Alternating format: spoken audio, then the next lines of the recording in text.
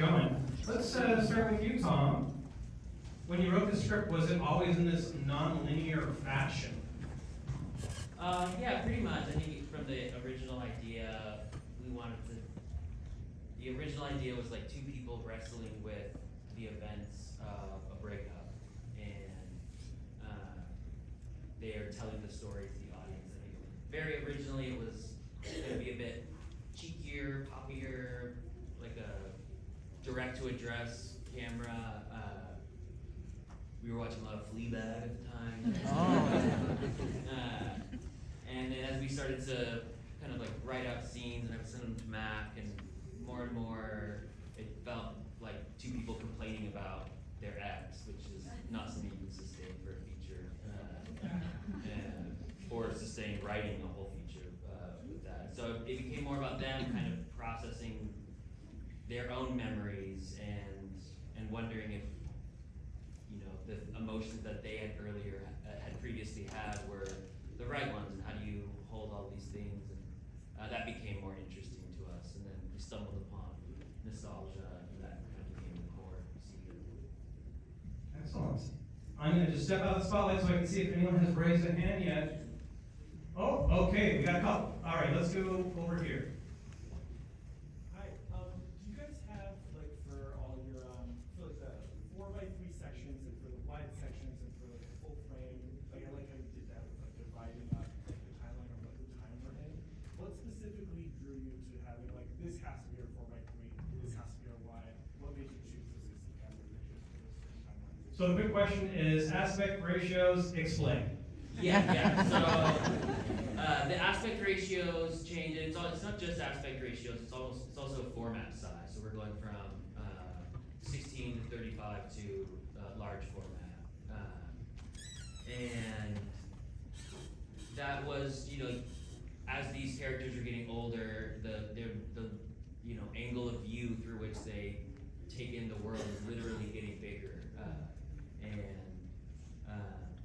and so the screen is also, you know, the aspect ratio is also getting taller the whole time. Anything to add?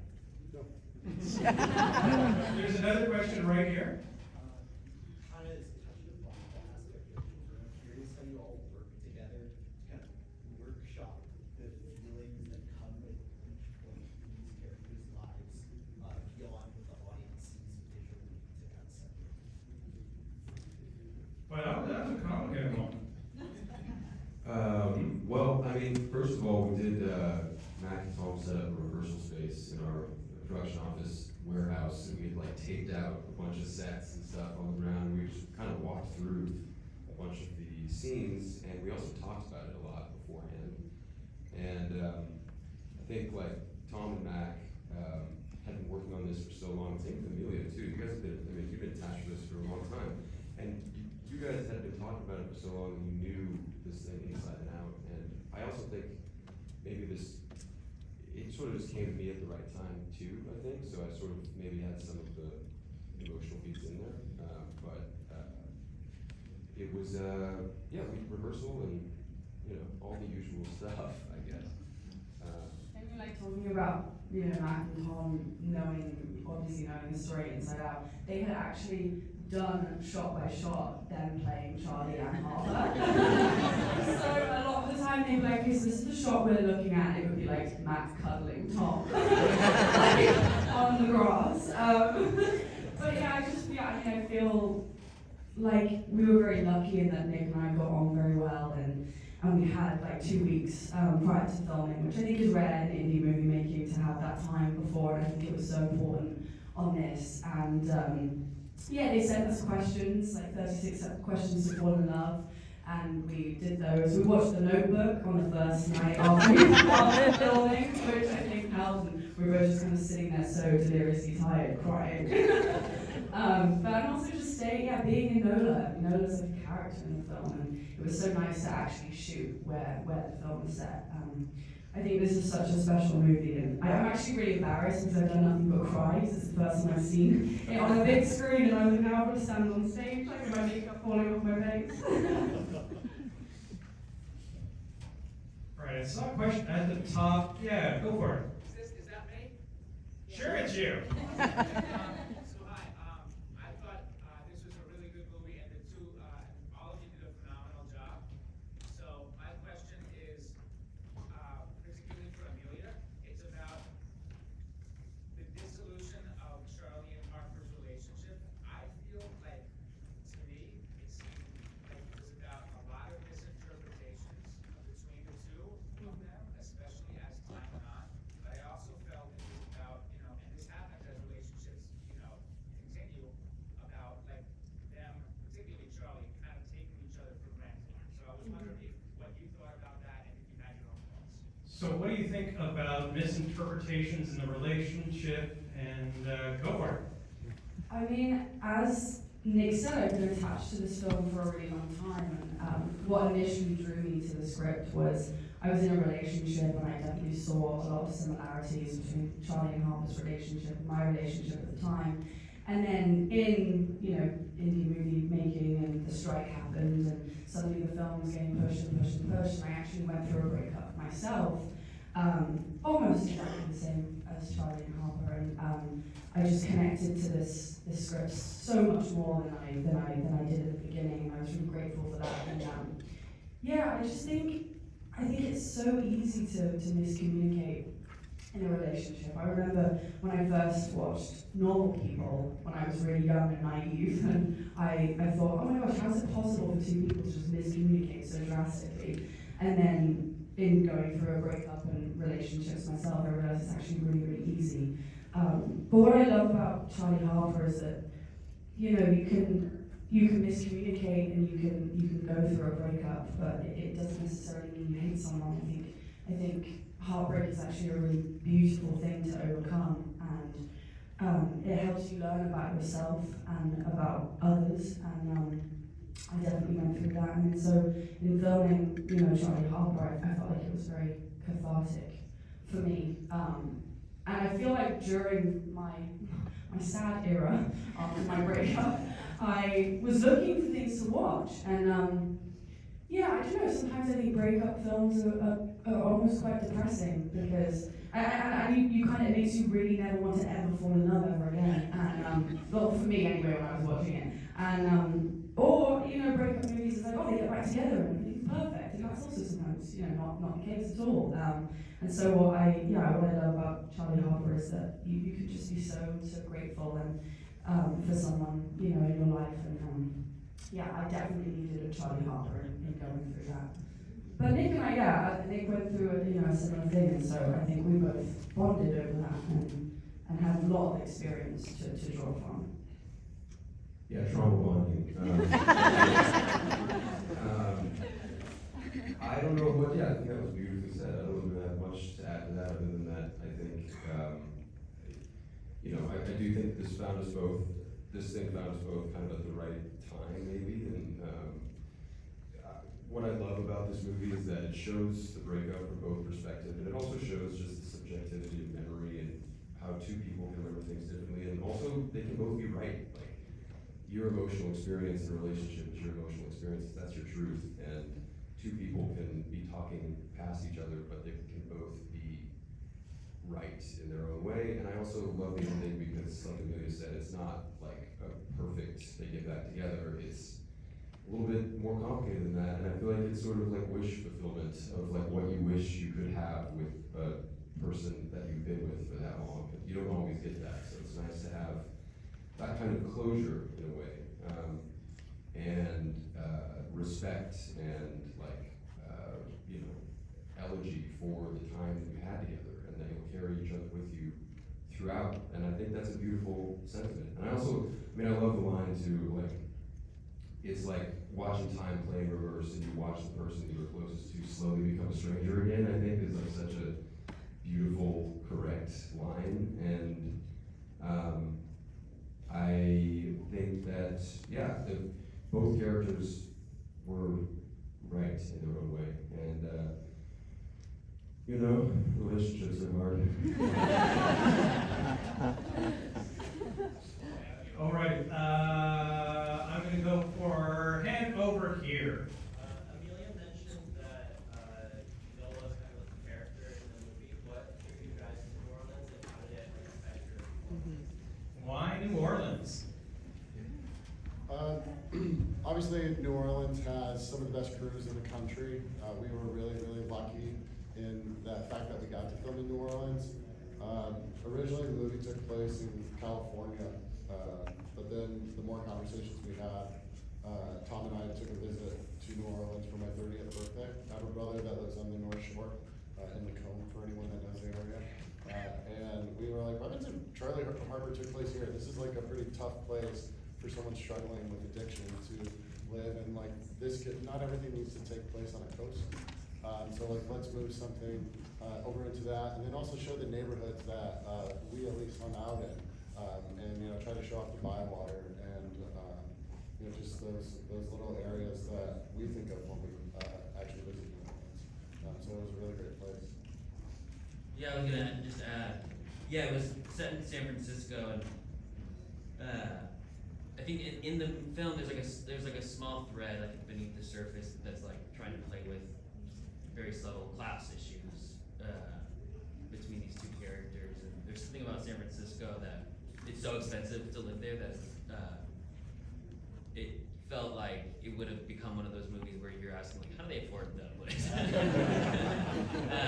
But New Orleans is still a city that young people can move there and have like the types of working class jobs and live simultaneously in a way that's becoming harder in other places. And so, and there's a lot of great food and it's easy to drink. So good to talk food. All right, I saw another hand on this side. There we go, up here. So it also seems like it's pretty deliberate that you set this like in that 2008, 2013 period, so like right with millennial relationships. Is there some specific comment that you're trying to make on millennial relationships with this movie? Millennial relationship commentary, 2008. And I say that as a millennial. That's probably the answer we give too. It was that we are millennials, and we were millennials. Well, we've been millennials for a lot. I plan on continuing to be a millennial. Yeah, it was just that was the era that Mac and I were living. That's this phase of our lives, and it was this kind of very beginning of smartphone culture that we would kind of also been feeling nostalgic for. And we were sad and excited about the fact that our youth was now becoming an era that other people would find nostalgic. Any other questions? I see a couple of hands up high. Let's go for, I think you're like 6 rows from the top in the center in a bluish shirt, but not the person with the glasses on their head. Yeah, you, go for it. So particularly for Nick and Emilia, like, is there any other like films in your filmography that you look really channeled like within these roles? Like for Nick, I know I really felt it was very similar to your role in That Teacher, for example. If anyone has seen that, it reminded me a lot of that. Emilia, I really only know you from Coda, but I thought you were both really fantastic in this. Just wondering if there's anything in your filmography that was like similar to this. So actors, did you channel past work? I don't know. I mean, I think making a movie is like being in a relationship a little bit, and you do kind of carry that experience with you for better or worse. So I think there's always like a piece of something that's hanging in there, like whether or not that's about performance or just about the actual experience of making it, or how you feel on set that day. Like, oh, this reminds me of when I was having a bad day.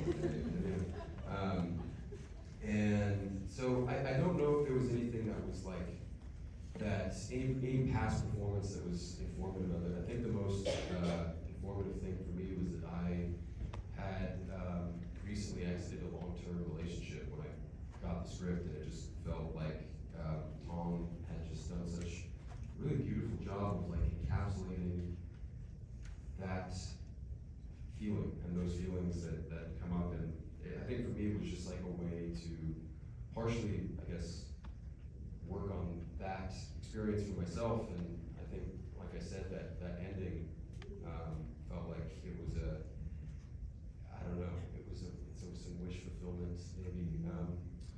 I should text her.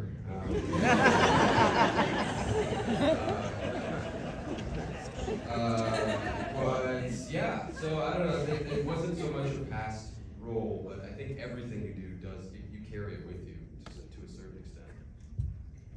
Yeah, I think for me, a lot of the time I'm drawn to characters that are quite different from myself because I like a challenge. Whereas this film was a challenge because I really saw myself in Harper, and as Nick said, we both exited long-term relationships, and so yeah, the process was different in my preparation than a lot of my previous roles. I mean, I did learn how to cook. I was a dreadful cook when this film came into my life, and all my friends and family were so excited that I was going to finally, especially my family.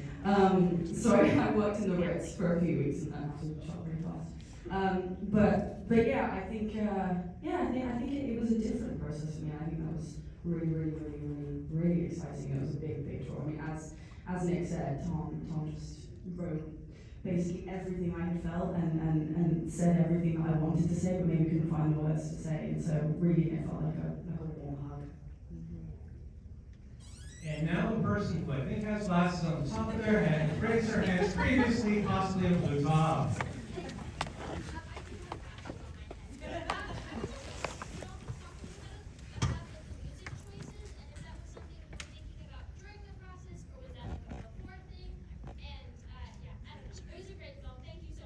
Oh yeah. Amazing film, and tell us about the music.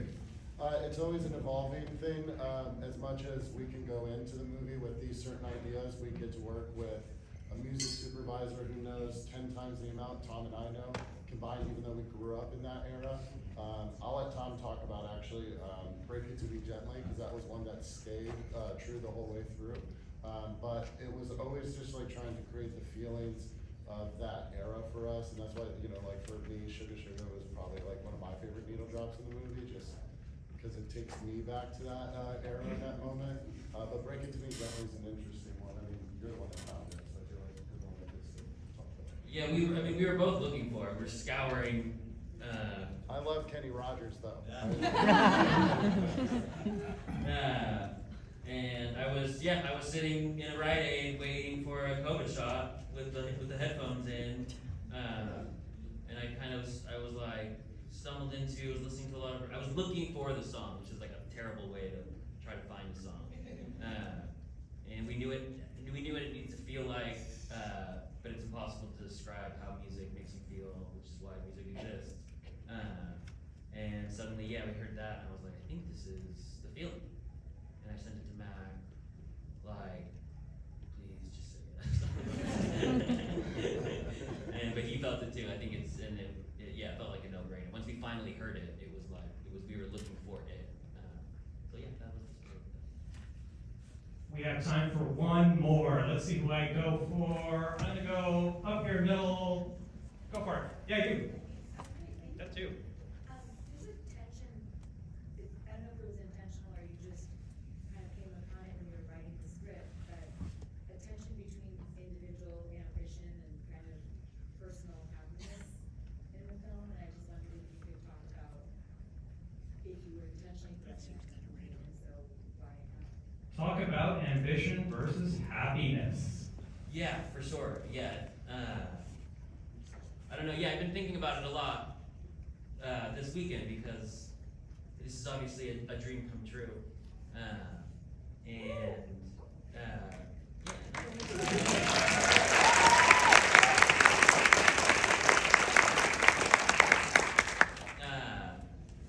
there's like, I don't know, there's like something about dreams. They're really noisy in your head, and then your dream comes true, all that noise goes away, and in its absence, you hear some of the noises that were previously muffled, and you are suddenly paying attention to them and asking, is that hedonism? Am I on some hedonistic treadmill?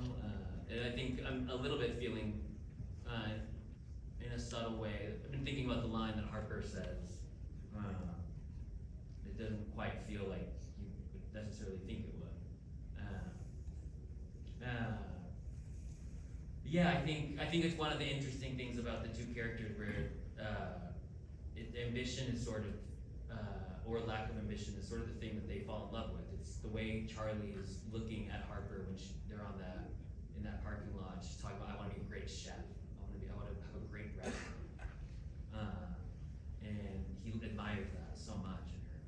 And Charlie, meanwhile, is the sort of listless intellectual without ambition, which she finds so romantic. And yet when we get to that fight, those are the same things that they're using as evidence against each other. And then only to finally in the end, Charlie is on Harper has gotten, her dream has come true, and she's sort of stuck, and it doesn't feel the way she thought it was, and she's thinking back to the conversations they had earlier, and meanwhile Charlie it has an ambition. It's like a good type, and they're both. I think that's kind of neat that needs to be where the movie resolves, where they can both kind of hold those two earlier versions of themselves, and despite the fact that they're in contradiction to each other or in tension to each other, that they're both true. So yeah, I'm glad that you asked that question. Yeah, I love that. Not punishing her for her ambition. What? Oh, yes. Sorry for not punishing her for her ambition. Yeah, oh, yeah, yes, definitely. All right, we have to wrap up the conversation there, but can I get a big round of applause?